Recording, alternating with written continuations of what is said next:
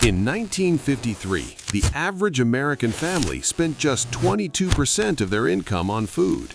But for millions of working-class families across the South, the Midwest, and the rural hollows of Appalachia, even that number was a luxury they could not reach. They ate differently. They cooked differently. They stretched $1 into a week's worth of meals using techniques and ingredients that have almost vanished from the American table. Number 7 on this list was once the most common weekday dinner in the country. Number 3 was served in school cafeterias, church basements, and every farmhouse from Georgia to Iowa. And number 1, the meal that kept more American families fed during the lean post-war years than any government program ever did, has been almost completely forgotten. These 25 dinners fed a nation. Then we threw them away the moment we could afford to.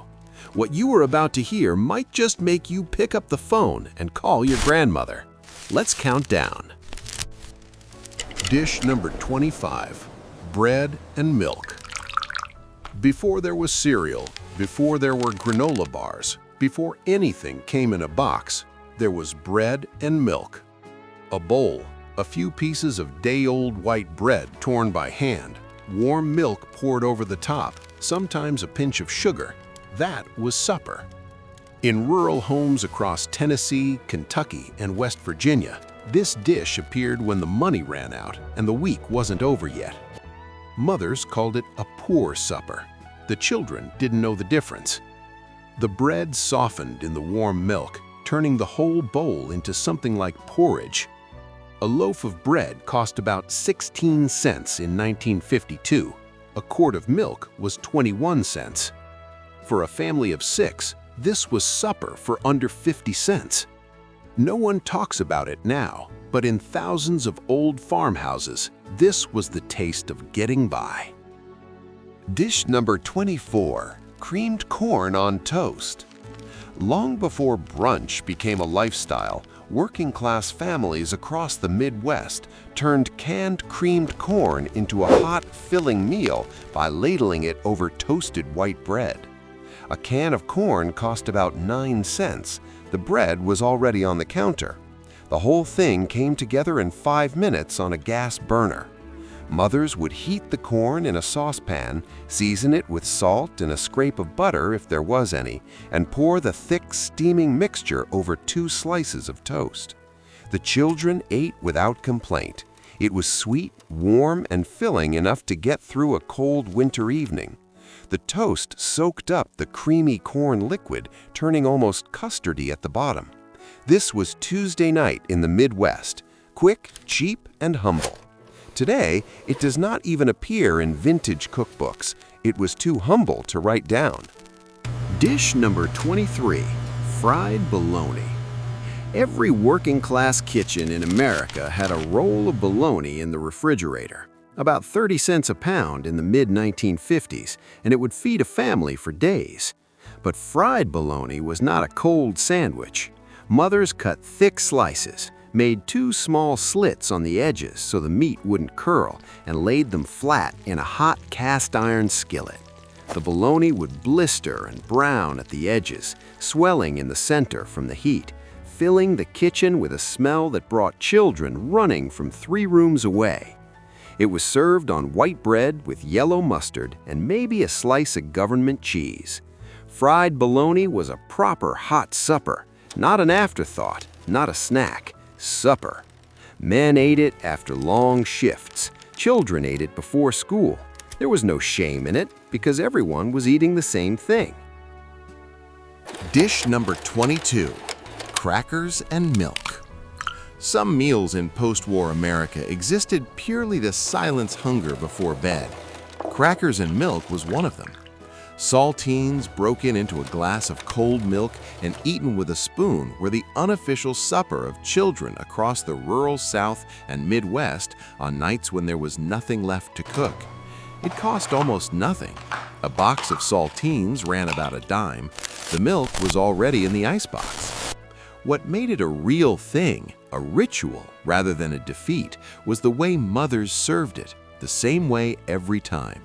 The crackers went in first. The milk came after.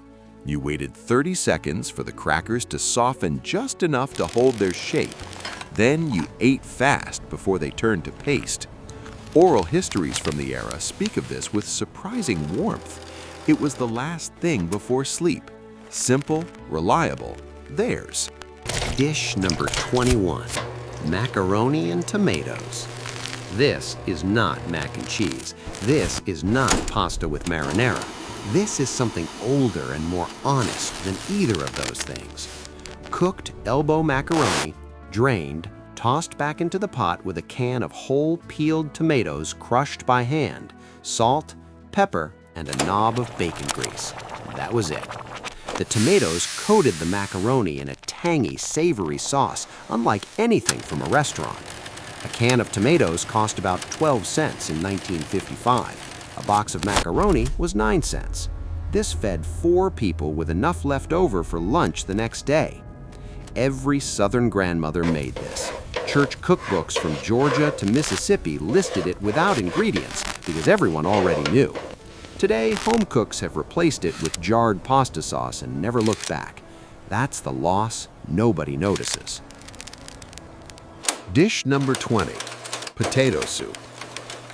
On farms across the rural South and the Ozarks, potato soup was not a starter. It was the main meal. Diced potatoes simmered in water with a piece of salted pork fat back or salt pork until the potatoes became soft enough to crush with a spoon, creating their own thick, starchy base. Onions went in early, salt and pepper at the end. A splash of canned evaporated milk, if there was any, turned the broth creamy without any butter or cream.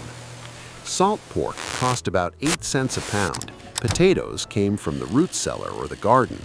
This supper cost almost nothing and filled every stomach at the table. Small golden pools of pork fat floated on the surface. Children dipped cornbread into the broth until the bowl was clean. Nothing was left. Never. Dish number 19, wilted lettuce salad with hot bacon dressing. Now here is where things get interesting. This dish, which sounds like something a fine dining chef invented, was actually the poor man's solution for limp garden lettuce and leftover bacon grease. Leaf lettuce, straight from the garden, was placed in a bowl. In a skillet, bacon grease was heated with a splash of apple cider vinegar and a pinch of sugar until the mixture started to bubble and sputter. Then the hot mixture was poured directly over the raw lettuce. The heat instantly wilted the leaves. The vinegar brightened everything, and the fat created a glossy, rich coating that turned garden greens into something almost elegant. Served with cornbread or pinto beans, this was a full summer supper in Appalachia. This method is barely mentioned today. It appeared in handwritten church cookbooks from Virginia to Arkansas, passed between neighbors who grew the same gardens and shared the same skillet. Dish number 18, stuffed bell peppers. This dish allowed 1 pound of ground beef to feed a family of 6 without anyone feeling shortchanged. Halved bell peppers were cleaned and filled with a mixture of browned ground beef, cooked rice, canned tomatoes, and onion. Then they were baked in a dish with a small amount of tomato juice on the bottom to steam them soft. The rice doubled the volume of the filling for almost nothing, and the pepper itself became the bowl, less washing up. Every piece of meat was stretched by the rice and the vegetable. Each forkful had something different happening. Bell peppers cost about 5 cents each at a 1950s roadside market. Ground beef was 43 cents a pound. These peppers sat at the center of weekday dinner tables across Ohio, Indiana, and Illinois. They looked like effort, felt like abundance, but were neither. Dish number 17, salmon patties. Before tuna became the default pantry protein, canned salmon was the affordable fish that fed American working-class families.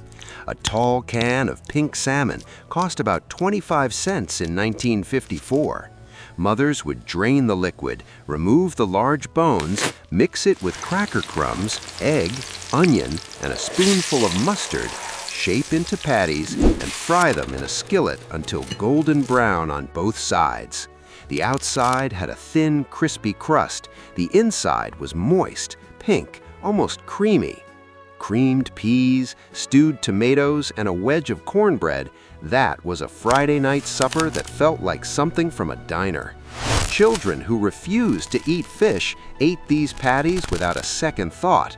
The recipe lived in every women's club cookbook from 1940 to 1965, then almost completely disappeared when canned tuna became cheaper and salmon became something you ordered at restaurants.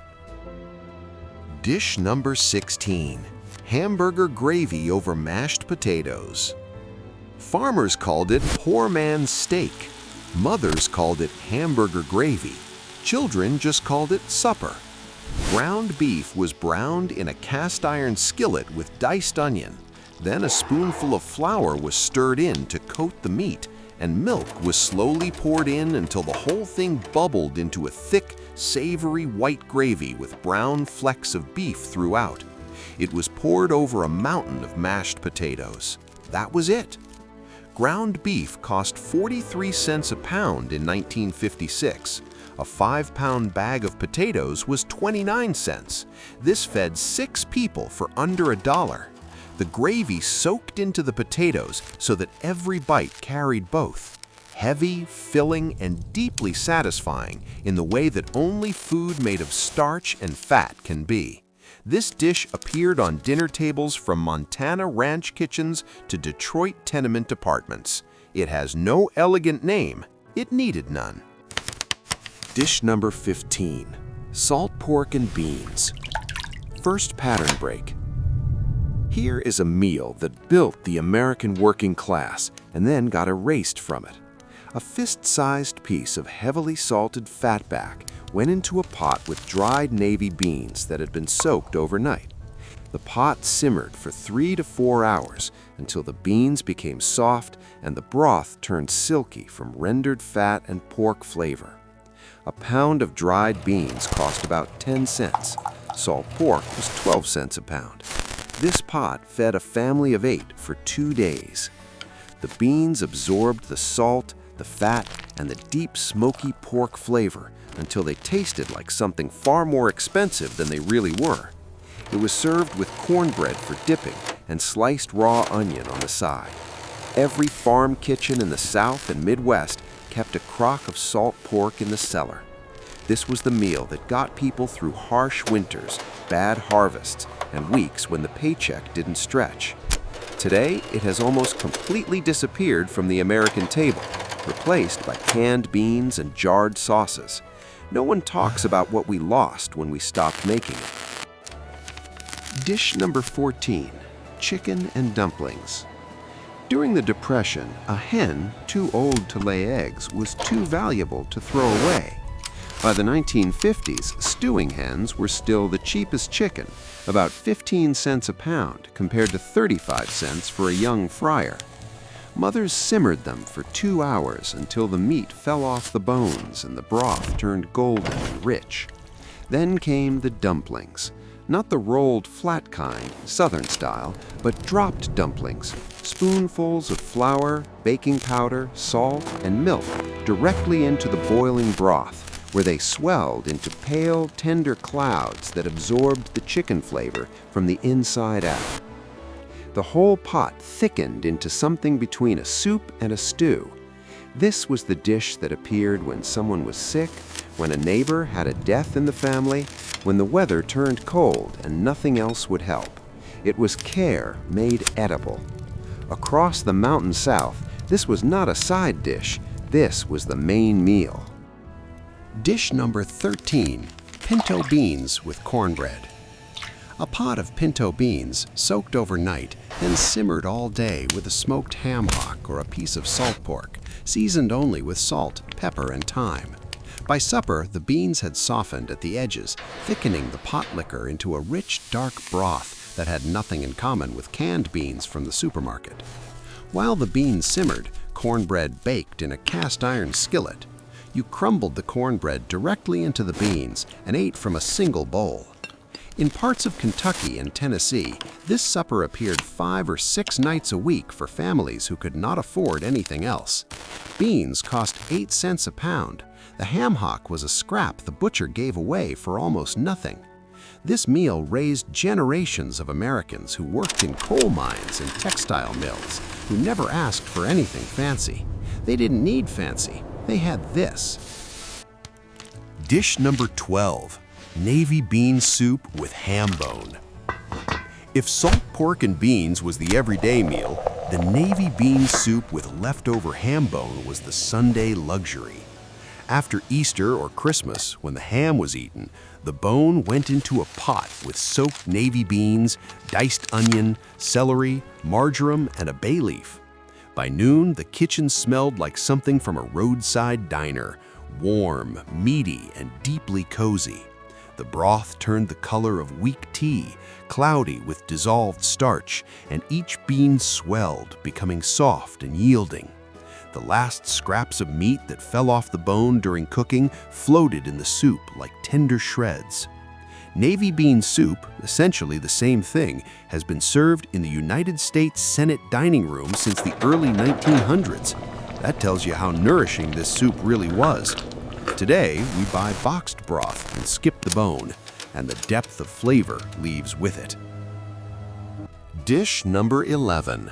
Creamed chipped beef on toast. The military called it an unprintable name. Civilians called it SOS and ate it without complaint. Thin slices of dried, heavily salted beef that came in small glass jars for about 35 cents were torn into strips and stirred into a thick white sauce made of butter, flour, and milk, then poured over white toast. The saltiness of the meat seasoned the sauce without any extra effort. The toast soaked up the creamy gravy and softened under its weight. Every veteran who came home from Korea or World War II had eaten this for breakfast on some base. They brought the recipe home because it was fast and filling. Mothers who had fed families through rationing recognized it immediately. It appeared in American home kitchens throughout the 1950s as a weekday supper, a quick lunch, or a Sunday breakfast. Today, it appears nowhere except in discussions of military nostalgia. Dish number 10. Liver and onions. Second pattern break. Food companies don't want you to think too hard about this one. Beef liver was one of the most nutritious foods an American family could put on the table in the 1950s. Iron, vitamin B12, protein, and it cost about 20 cents a pound. Butchers had more of it than they knew what to do with. Mothers sliced the liver thin, dredged it in flour, and laid it in a hot skillet, while sliced onions caramelized in a second pan. The liver cooked fast, 2 minutes per side. Any longer, and it turned tough and bitter, which is why a whole generation grew up hating it. Cooked right, it was tender and rich, golden and slightly crisp on the outside, still faintly pink inside. The onions were piled on top. Everything was drizzled with pan juices and served with mashed potatoes and green beans.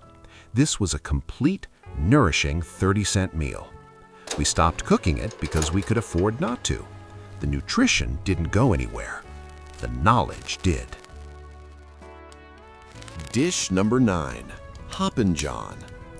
In the low country of South Carolina and Georgia, Hoppin' John was not just food. It was tradition, superstition, and survival compressed into a single pot. Black-eyed peas cooked with a smoked ham hock, then mixed with long-grain white rice and seasoned with salt and a pinch of red pepper. The rice absorbed the smoky, earthy broth from the peas, and the peas swelled until they split at their centers. The whole pot smelled of the South in a way almost impossible to describe to someone who didn't grow up eating it. Eaten on New Year's Day, it brought good luck. Eaten on a Tuesday in February because there was nothing else, it brought dinner. Black-eyed peas cost 7 cents a pound in 1954. Rice was a pantry staple. This pot fed a large family for next to nothing, and everyone stayed full. Today, Hoppin' John appears on restaurant menus as a Southern specialty. In the 1950s, it was what poor families in the Carolinas ate to survive. Dish number 8, Scrapple. This is the one that makes people flinch. Scrapple is what Pennsylvania Dutch farmers made when they slaughtered a hog in November and could not afford to waste a single piece. Pork scraps, organ meat, head meat were simmered in water until the meat fell apart, then mixed with cornmeal and buckwheat flour, seasoned with sage, thyme, and black pepper. The mixture was poured into loaf pans and allowed to set firm overnight. The next morning, the loaf was sliced a 1/4 inch thick and fried in a skillet until each side turned deep mahogany and crisp. It was served with fried eggs, drizzled with maple syrup or a spoonful of apple butter. In Lancaster County and the Delaware Valley, this was the breakfast that launched working men into fields and factories. A loaf cost about 18 cents and lasted a week. Today, you can find Scrapple at a handful of specialty butchers in Pennsylvania. Everywhere else, it has been forgotten entirely. Dish number 7, split pea soup with ham. Third pattern break. No other dish in the American poor man's kitchen stretched as far as a pot of split pea soup made with a ham bone and dried split peas. Dried green peas cost 9 cents a pound in the mid-1950s. The ham bone was whatever was left from Sunday dinner.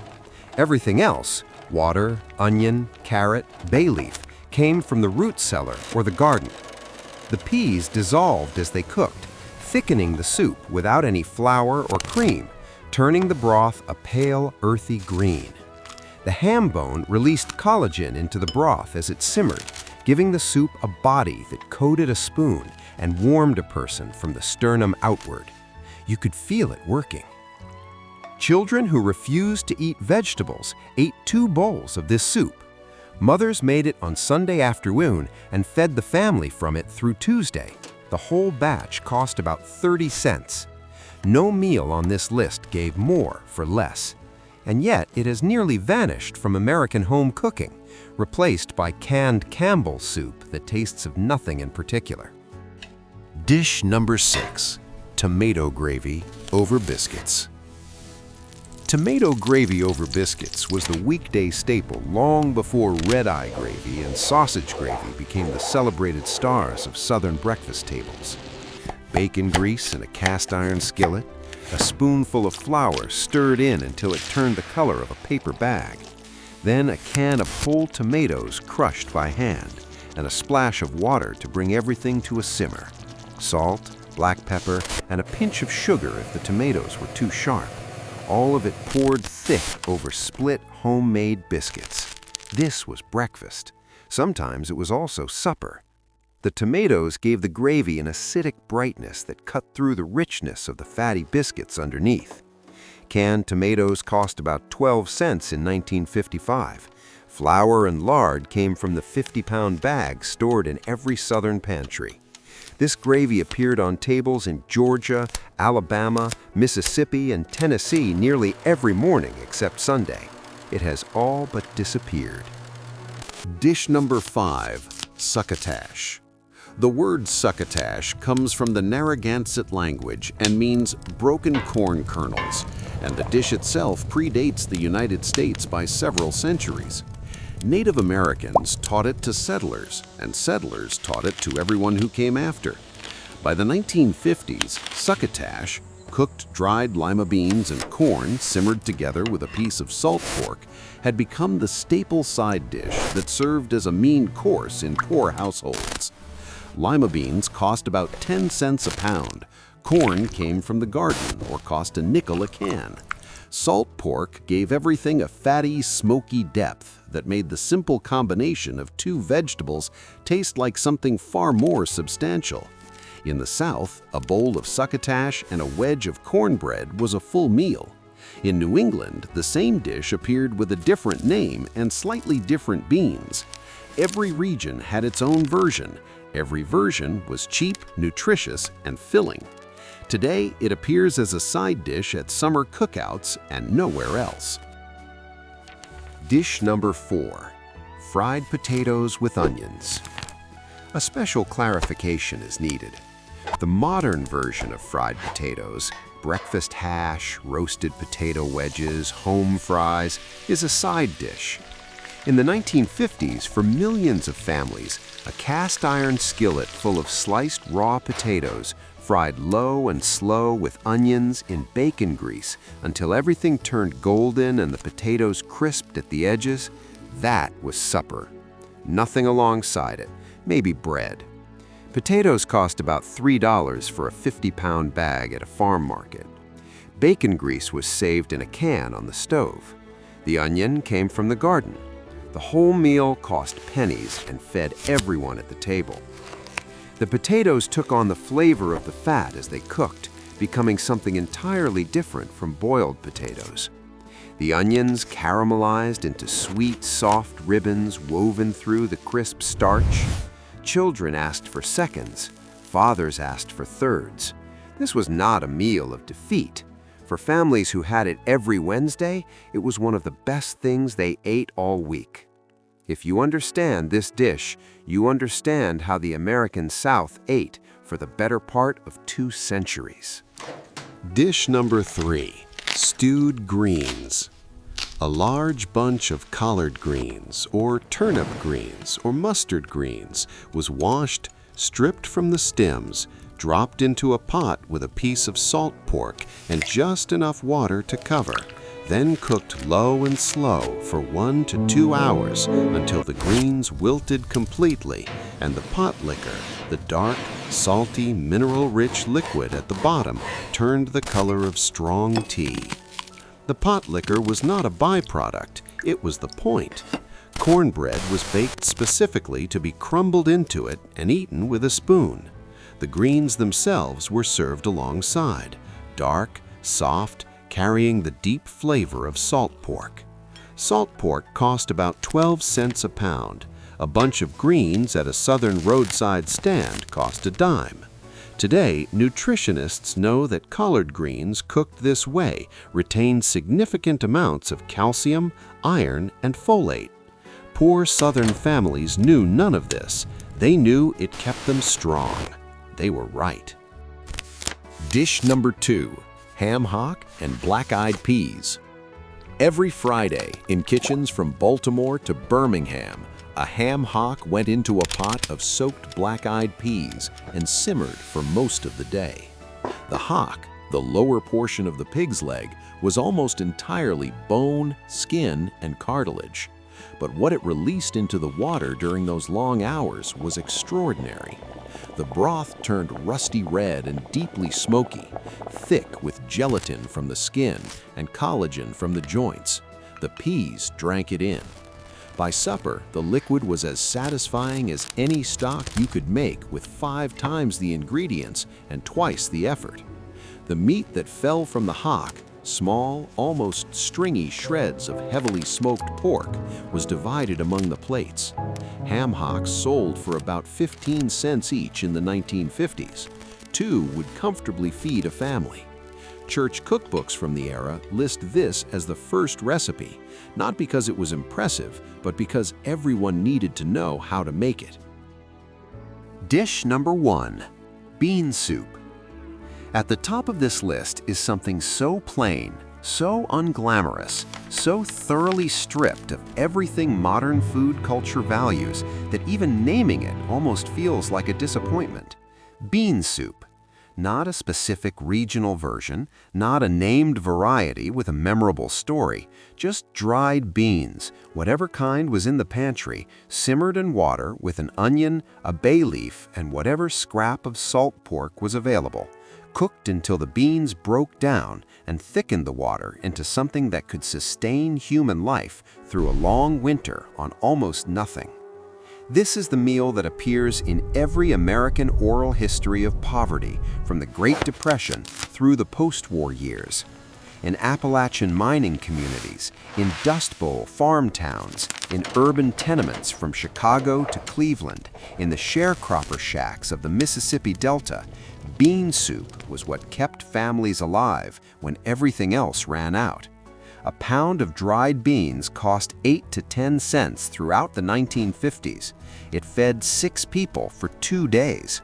Nothing in the American kitchen has ever done more for less, and nothing has been more thoroughly erased by the convenience economy that replaced it. We traded this meal and everything it represented for canned soup, frozen dinners, and the comfortable amnesia of a full supermarket. The families who made it did not have that choice. They made it because they had to, and they made it well, and they fed their children. And those children grew up and forgot it existed. This is the meal we should remember most.